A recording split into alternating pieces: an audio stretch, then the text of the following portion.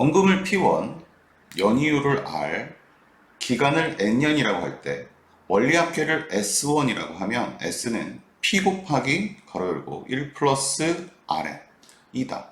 다음 중 옳지 않은 것은 이 문제는 분배법칙 그리고 등식의 성질 등을 이용하여 식을 변형시키는 문제입니다. 이것은 수학 문제를 풀이하는 데 있어 중요한 요소 중에 하나입니다. 문장의 묶음, 일반적으로 항이라고 하는 거고요. 그럼 묶음이라든지 그 묶음의 연상 상태를 확인하면서 규칙, 분배법칙이라든가 등식의 성질 이런 것들을 이용하는 이런 것들을 말하는데 그 규칙을 이용하여 원하는 것, 그 좌변에 해당되는 거예요. 원하는 것을 찾는 방식. 이것은 문제의 상태를 보면서 규칙을 찾게 하는 눈을 가질 수 있게끔 해줍니다. 먼저 문제를 풀어보도록 하겠습니다. 보시면 전체가 전부 다 문자로 되어 있는 것을 볼 수 있습니다. 변형한다라는 것이죠.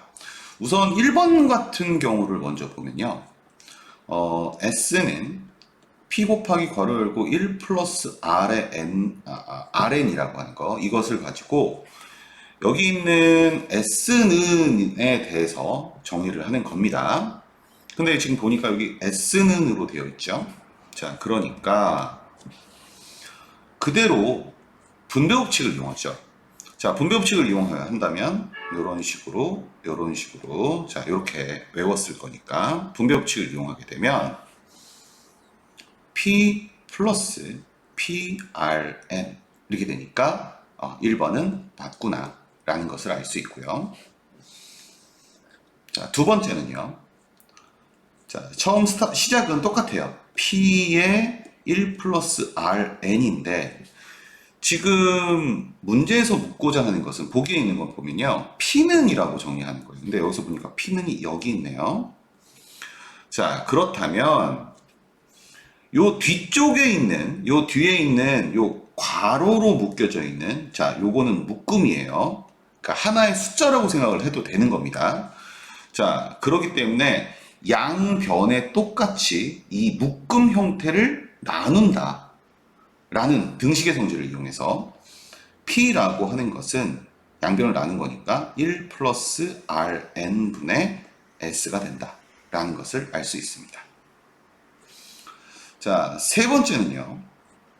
시작은 똑같아요. S는 1P의 1 플러스 Rn인데 지금 보기에서 원하는 것은 Rn을 원하고 있고요. 여기 R은 여기 있죠. 자, Rn을 이야기하고 있고 그 R만 좌변에 놓고 나머지를 전부 다 우변으로 옮기면 되는 건데요. 자, 그러기 위해서 처음에 하려면 분배법칙이 필요할 것이고 그렇다면 P 플러스 PRN 이렇게 될 것이고 여기서 이제 R이 여기에만 있죠. 자, 그러니까 지금 여기 단항식이라고 하는 건데 단항식이라고 하는 건데 이것을 지금 이렇게 다항식으로 지금 정리를 한 겁니다. 자, 그 상태에서 요 R쪽만, 이쪽만 있어야 되는 거니까 P를 넘기게 되면은 PRN이라고 하는 것은 S-P. 넘긴다는 표현을 했는데 양변에 똑같이 마이너스 P를 더한다. 즉 P를 뺀다. 양변에 똑같이 이렇게 생각하면 되는 겁니다. 자, 그 다음에 여기서도 마찬가지로 R만 남겨야 되는 거니까 양변에 똑같이 P하고 N이라고 하는 것을 나눠주면 되는 거죠. 자, 그러면 R이라고 하는 것은 PN분의 S-P 이렇게 되는 것입니다. 자, 그래서 3번도 맞고요. 자, 4번은 3번에서 연결돼서 가면 될 것 같아요. 왜? 물어보는 게 Rn을 물어봤으니까. 자, 3번에서 연결해서 자, 요거는 여기를 분리시켰네요. 자, 초등학교 때 배우는 형태죠. R은 Pn분의 S 마이너스 Pn분의 P. 자, 여기서 기하분수를 이용해서 PP를 없애주고요. 자, 그렇게 되면 나올 수 있는 것은 Pn분의 S 마이너스 N분의 1. 자, 그러니 맞죠? 자, 5번은요. 자, 5번을 확인해 보면, 자, 시작은 똑같습니다. S는 P의 1 플러스 Rn. 자, 여기서 보기에서 원하는 것은 N이고요. N은 여기만 있습니다. 그럼 앞에서 R을 했던 것처럼 똑같은 방식으로 우선 풀어주고요. 분배법칙을 이용해서 풀어주고요. P 플러스 PRN 풀어주고요. 그 다음에 이쪽만, 여기 N이 여기 있으니까 요것만 남기게 된다면 양변에 똑같이 P를 빼주는 거죠. 그러면 PRN이라고 하는 것은 S-P가 될 거고요.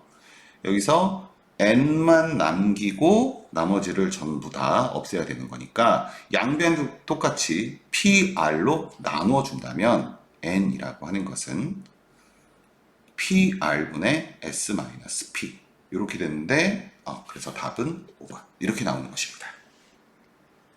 자, 그냥 간단한 그 형태를 변형하는 그런 문제인데요. 그럼 학생들은 이 문제를 보면서 어떤 생각을 할까요? 지금처럼 이렇게 풀면 다행이지만 대부분의 학생들은 문제를 읽자마자 원금이 나오네, 못 풀겠구나, 내지는 숫자가 하나도 없어, 못 풀겠구나, 이렇게 한다는 것입니다. 하지만 이런 학생들 중에서 막상 시켜보면 잘하는 학생들도 있습니다. 왜일까요? 속담 중에 보면 자라보고 놀란 것은 소뚜껑 보고 놀란다 라는 것이 있습니다. 그동안 많은 문제를 접해본 학생들은 원금, 원가, 정가 이런 등의 문제면 문제를 어려워하고 그냥 지나치는 그런 경우와 문자로만 이루어진 문제들 중에서 틀렸던 경험들이 있는 이런 학생들이 주로 포기하기 때문입니다. 그렇다면 이 문제를 풀려면 필요한 것이 자신감이겠죠. 앞에서도 말했듯이 막상 풀라고 하면 문제를 풀 수 있는 학생도 있습니다. 그리고는 되네? 라고 말합니다. 이거는 문제에 대한 자신감을 넘어서 수학에 대한 자신감을 가질 수 있는 그런 방향이 되기도 합니다. 다음은 등식의 성질도 알고 있어야겠죠. 지금 문제를 푸는 동안 쭉 보니까. 자, 등식의 성질이라고 하는 것은 등식의 양변에 같은 수를 더하고 빼고 곱하고 나누어도 등식은 변하지 않는다 라는 것인데요. 이건 중학교 1학년 때 배운 내용입니다. 하지만 대부분 숫자를 이용해서 문제풀이 위주로 이런 것을 배우게 됩니다. 그러면 이 등식의 성질에 대한 중요성을 반감시키는 경우가 있기 때문에 중학교 1학년 때부터 이렇게 문자를 가지고 하는 연습을 꾸준히 시켜주는 것이 좋습니다. 특히 이 문제처럼 문자로 되어 있는 문제는 난이도가 좀 높은 그런 문제니까 좀 기초 연습을 반복해서 하셔야 됩니다. 또 여기서 또 다른 문제점이 하나 있는데 그거는 선행학습입니다. 선행학습이 잘못됐다고 얘기하는 건 아닌데요.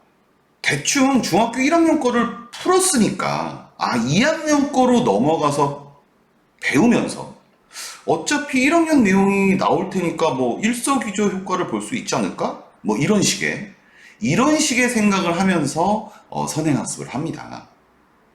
근데 이런 선행학습이 되는 학생들은 그렇게 몇 안 된다고 저는 단언할 수 있습니다. 제가 고등학교 학생들을 가르쳐 보면요, 중학교 내용이 완전히 습득되지 않아서 고등학교 문제 자체를 이해 못하는 경우를 많이 보았습니다. 당신의 아이도 그럴 수 있다는 겁니다. 이 기초 연습이라고 하는 것은 머리로 습득하는 것이 아닙니다. 몸이 먼저 반응할 수 있게끔 해야 됩니다. 예를 들어서 프로 축구 선수들 같은 경우 하루 종일 축구 연습만 하는 게 아닙니다. 이제 기초 체력 훈련이라고 해서 뭐 달리기 연습도 하고 헬스를 하면서 이제 근육을 키우기도 합니다. 그 프로를 그만둘 때까지는 합니다.